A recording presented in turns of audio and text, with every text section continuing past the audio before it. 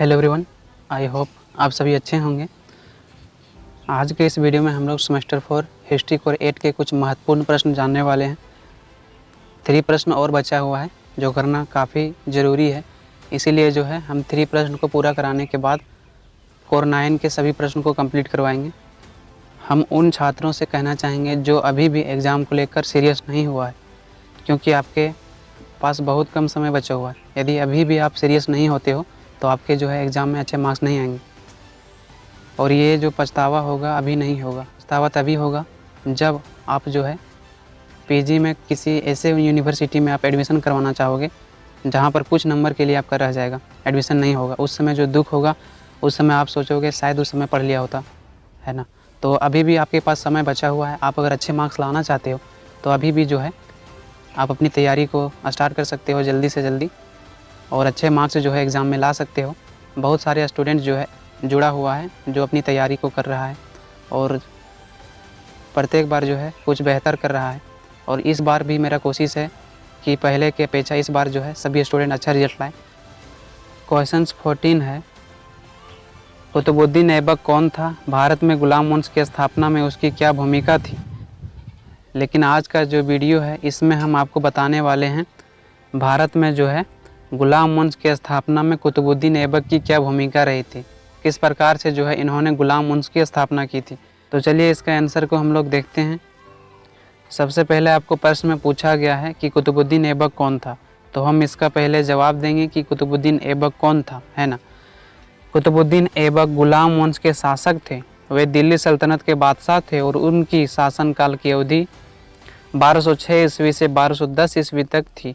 वे दिल्ली सल्तनत के पहले गुलाम शासक थे। कुतुबुद्दीन ऐबक गुलाम वंश की स्थापना किया था, इसीलिए इन्हें गुलाम वंश का संस्थापक माना जाता है। यानी कि कुतुबुद्दीन ऐबक जो है गुलाम वंश की स्थापना किया था, जिसके कारण इन्हें गुलाम वंश के संस्थापक कहा जाता है। इनका शासनकाल की बात करें तो इनका शासनकाल 1206 से 1210 ईस्वी तक मानी जाती है। इनका शासनकाल बहुत कम अवधि के लिए रहा था। ऐबक मोहम्मद गौरी का सबसे योग्य गुलाम था। गौरी सबसे अधिक ऐबक पर ही विश्वास रखता था। ऐबक तुर्क से था। इन्हें तुर्किस्तान का रहने वाला एक व्यक्ति ने बचपन में इन्हें दास के रूप में जो है नेसिक बाज़ार में बेच दिया था। और इस दौरान जो है किसने ख़रीदा था, तो इस दौरान जो है काजी फखरुद्दीन ने ख़रीदा था। उन्होंने ख़रीदने के बाद उन्हें सभी प्रकार की शिक्षाएँ दी। सभी प्रकार का शिक्षा देने के बाद पुनः जो है उन्होंने कुतुबुद्दीन ऐबक को नेसिक बाज़ार में लाकर बेच दिया। और इस बार जो है कुतुबुद्दीन ऐबक को मोहम्मद गौरी ख़रीद लेता है, और उनको ख़रीदने के बाद उनकी योग्यता को देखता है, वह काफ़ी योग्य होता है, जिसके कारण उन्हें अपना सेनापति बना लेता है।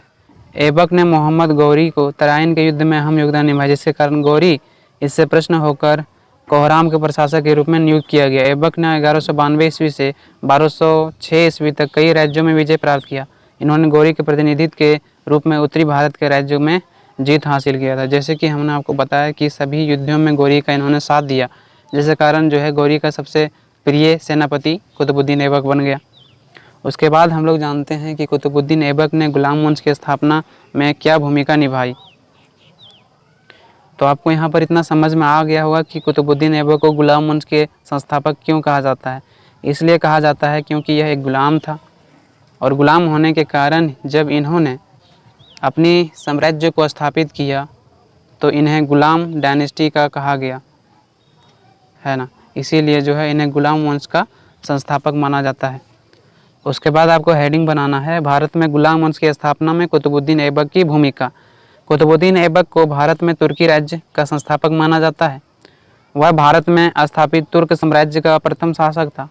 मोहम्मद गौरी के गुलामों में सबसे योग्य और विश्वसनीय कुतुबुद्दीन ऐबक था। कुतुबुद्दीन ऐबक तुर्क जनजाति का था। ऐबक का अर्थ जो है चंद्रमा का देवता होता है। कुतुबुद्दीन ऐबक के बारे में कहा जाता है कि गुलाम वंश का जो संस्थापक था वह कुतुबुद्दीन ऐबक था। इन्होंने जो है दिल्ली में गुलाम वंश की स्थापना किया था। इसमें यह कहा गया है कि कुतुबुद्दीन ऐबक जो है तुर्की राज्य का संस्थापक था, जिन्होंने भारत में अपनी सत्ता को स्थापित करने में महत्वपूर्ण भूमिका निभाया। और इस प्रकार से जो है इन्होंने अपनी योग्यता के कारण भारत में गुलाम वंश की स्थापना कर सका। अगर कुतुबुद्दीन ऐबक के बारे में बात करें तो कुतुबुद्दीन ऐबक का अर्थ होता है चंद्रमा का देवता।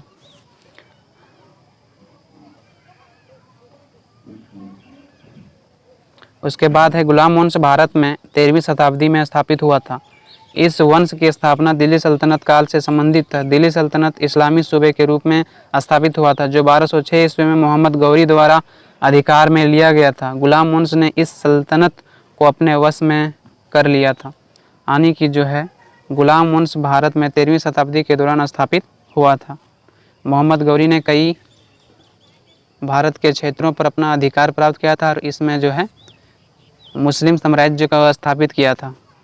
और इन्हीं क्षेत्रों में जो है कुतुबुद्दीन ऐबक ने गुलाम वंश की स्थापना किया। गुलाम वंश के संस्थापक कुतुबुद्दीन ऐबक दिल्ली सल्तनत के ही एक सिपाही थे। उन्होंने अपनी ताकत दिखाकर वे सल्तनत के संस्थापक बन गए। उन्होंने दिल्ली के शासन को मजबूत बनाया और अपने शासनकाल में कई नई नीतियों को भी लागू किया। इस वंश के बादशाहों ने भारत में इस्लाम का प्रचार प्रसार किया और अपने धर्म के अनुयायियों की संख्या को बढ़ाने के लिए भी कई कदम उठाए।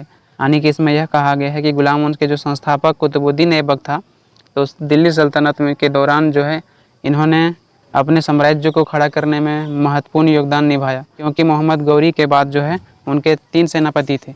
तीनों सेनापति में जो है कुतुबुद्दीन ऐबक सबसे योग्य था, जिसके कारण ही इन्होंने भारत में अपनी सत्ता को स्थापित कर सका। इनके और सेनापति थे जिनको जो है भारत में सत्ता को स्थापित करने में उतनी अधिक सफलता नहीं मिल पाई, है ना, जो बहुत बड़ी बात थी इनके लिए।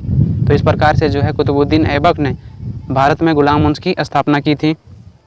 इस वंश के समय में भारतीय संस्कृति और इस्लामी संस्कृति का मेल होता रहा। इस वंश ने भारत के इतिहास में अपनी एक महत्वपूर्ण भूमिका निभाई। इस प्रकार से भारत में इस्लाम का प्रचार प्रसार बहुत तेज़ी से हुआ। इससे पहले भी भारत में इस्लाम धर्म का प्रचार करने का प्रयास किया गया था, लेकिन कुछ हद तक ही सफलता मिली। लेकिन मोहम्मद गौरी के भारत पर आक्रमण के बाद इस्लाम धर्म का प्रचार प्रसार बहुत ही तेज़ी से हुआ। मोहम्मद गौरी की मृत्यु के बाद भारत में प्रशासन को इनके गुलाम कुतुबुद्दीन ऐबक ने संभाला। यानी कि इसमें यह कहा गया है कि भारत में मुस्लिम धर्म को, इस्लाम धर्म को फैलाने के लिए कई तुर्क आक्रमणकारियों ने आक्रमण किया ताकि यहाँ पर प्रचार प्रसार कर सके, यहाँ पर इस्लाम धर्म को फैला सके। लेकिन जो है उन्हें उतनी अधिक सफलता नहीं मिलती थी।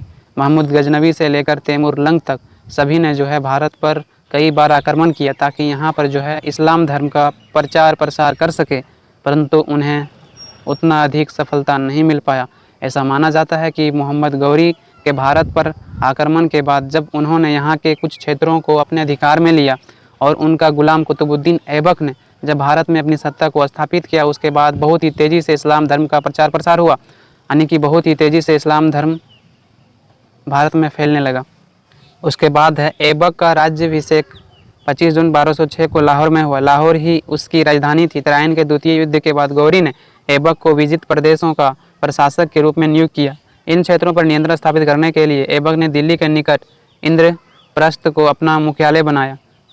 1208 ईस्वी में गौरी के भतीजे गयासुद्दीन महमूद ने ऐबक को दास मुक्ति पत्र देकर उसे सुल्तान की उपाधि प्रदान की। इस प्रकार से ऐबक को भारत में तुर्की राज्य का संस्थापक माना जाता है। यानी कि ऐबक का जो राज्याभिषेक था वो 25 जून 1206 को लाहौर में हुआ था। इसके बारे में यह कहा जाता है कि तराइन का जो द्वितीय युद्ध हुआ था उसमें गौरी को जो है इन्होंने बहुत अधिक सहायता किया था, जिसके कारण उन्हें विजेता प्राप्त हुआ था।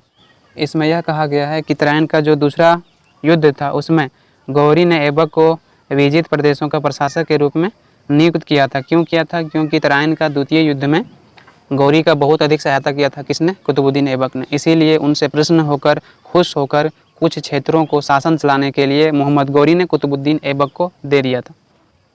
ऐबक ने कभी भी सुल्तान की उपाधि धारण नहीं की। उसने केवल मलिक और सिपाह सलार की पद धारण करके ही अपने को संतुष्ट रखा।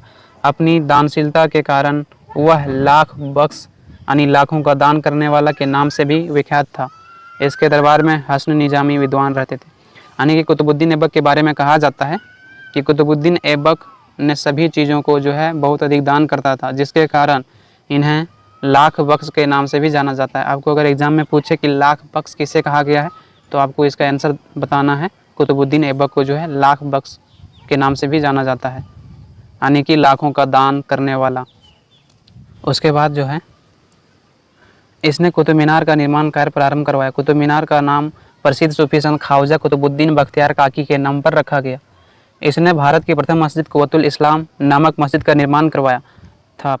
प्रसिद्ध सूफी संत ख्वाजा कुतुबुद्दीन बख्तियार काकी के नाम पर दिल्ली में कुतुब मीनार की नींव कुतुबुद्दीन ऐबक ने यहाँ पर रखी होगा, लेकिन यह कार्य पूरा होने से पहले उसका मृत्यु भी हो गया, जिसे इल्तुतमिश ने पूरा करवाया। यानी कि इसमें यह कहा गया है कि कुतुबुद्दीन ऐबक ने कुतुब मीनार का निर्माण करवाने के लिए नींव रखा। किसके नाम पर करवाया जा रहा था? तो सूफी संत उस समय था ख्वाजा कुतुबुद्दीन बख्तियार काकी, उसके नाम पर जो है कुतुब मीनार की निर्माण कार्य को नींव रखा। लेकिन जो है उसी दौरान उसका मृत्यु भी हो जाता है, जिसके कारण कुतुब मीनार का कार्य पूरा नहीं करवा पाता है। और जब इसका उत्तराधिकारी इल्तुतमिश बनेगा तो जो है कुतुब मीनार का जो कार्य होगा वह पूरा कराएगा। उसके बाद है उसने दिल्ली में ही कुव्वतुल इस्लाम मस्जिद का निर्माण करवाया, जिसे भारत में इस्लामी पद्धति पर निर्मित प्रथम मस्जिद माना जाता है, तथा अजमेर स्थित 2.5 दिन का झोपड़ा नामक मस्जिद का भी निर्माण उसी ने करवाया था। यानी कि इसमें यह कहा गया है कि जो दिल्ली में कुव्वतुल इस्लाम मस्जिद का निर्माण कुतुबुद्दीन ऐबक ने करवाया था, वह इस्लाम धर्म का पहला मस्जिद था जो इस्लामी तरीके से निर्माण करवाया गया था। इन्होंने जो है अजमेर में 2.5 दिन का झोपड़ा नामक मस्जिद का भी निर्माण करवाया था। उसके बाद जो है हम इसके बारे में जानते हैं कि इसका मृत्यु भी कैसे हुआ था। कुतुबुद्दीन ऐबक का मृत्यु सन 1210 में चौगान यानी पोलो खेलते समय घोड़े से गिर जाने के कारण ऐबक की मृत्यु हो गई। कुतुबुद्दीन ऐबक की मृत्यु के बाद उसका अयोग्य एवं अनुभवहीन पुत्र आराम शाह शासक बना, जिसके कारण अमीरों ने स्वतंत्रता की घोषणा कर दी। ऐसी परिस्थितियों में प्रमुख तुर्क अमीर अली इस्माइल ने ऐबक के दामाद इल्तुतमिश को सुल्तान बनाने के लिए आमंत्रित किया। इल्तुतमिश ने 1210 ईस्वी में आराम शाह को पराजित कर स्वयं दिल्ली का सुल्तान बना। यानी कि अगर कुतुबुद्दीन ऐबक की मृत्यु की बात करें तो इनका मृत्यु जो है 1210 ईस्वी में चौगान यानी कि पोलो खेलते समय घोड़े से गिर जाने के कारण इसका मृत्यु हो गया था। घोड़े पर जो है बैठकर चौगान खेला जाता था, एक प्रकार से गेम था, तो इस गेम को खेलते हुए वह घोड़े से गिर जाता है, जिसके कारण जो है वहीं पर इसका मृत्यु हो जाता है। उसके बाद जो है दिल्ली सल्तनत का शासन व्यवस्था को कौन संभालेगा, इसको लेकर यहाँ के जो अमीर थे, अमीर सरदार होते थे, जो सभी लोग मिलकर जो है सुल्तान कौन बनेगा उसका चयन करता था। इस समय जो है इनका एक पुत्र था आराम शाह, वह अयोग्य था, जिसके कारण जो तुर्की के सरदार थे, तुर्की के जो अमीर लोग थे, उन्होंने जो है उनके पुत्र आराम शाह को शासक नहीं बनाना चाहता था, क्योंकि वह जो है उतना योग्य व्यक्ति नहीं था, जिसके कारण जो कुतुबुद्दीन ऐबक का दामाद था इल्तुतमिश, उसको जो है दिल्ली सल्तनत का सुल्तान बनाना चाहता था। और इस प्रकार से तुर्की सरदारों ने, तुर्की अमीरों ने उन्हें निमंत्रण दिया दिल्ली आने का, और उन्हें जो है दिल्ली सल्तनत का सुल्तान बनाया गया। तो इस प्रकार से यहाँ पर समाप्त होता है। आई होप आप सभी को समझ में आया होगा। इसका PDF नोट्स जो है आपको डिस्क्रिप्शन में आसानी से मिल जाएगा, वहाँ पर क्लिक करके आप इसका आंसर को देख सकते हो। इसमें 3 प्रश्न और बचा हुआ है जो काफ़ी महत्वपूर्ण प्रश्न है, तो हम उस प्रश्न को जल्दी से जल्दी कराने का प्रयास करूँगा। तो आज के लिए इतना ही। आप लोगों से बहुत जल्द मिलते हैं नेक्स्ट वीडियो में। तब तक के लिए धन्यवाद।